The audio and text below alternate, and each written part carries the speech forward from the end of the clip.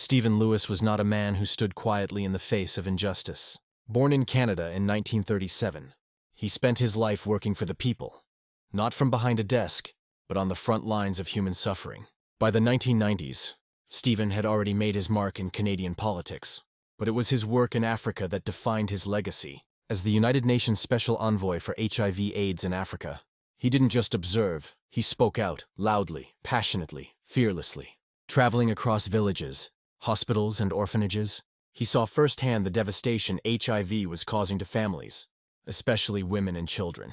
What others ignored, Lewis exposed. He told the world that silence in the face of this tragedy was a form of complicity. In dusty rural clinics and crowded refugee camps, he met mothers dying without medicine, children raising younger siblings alone, and health workers overwhelmed by grief.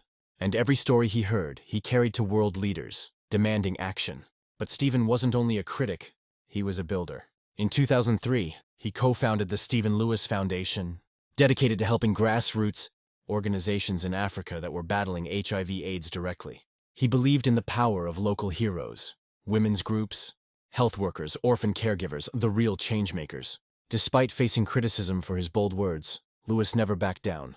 He believed dignity and justice were not just ideas, they were rights, and every human deserved them.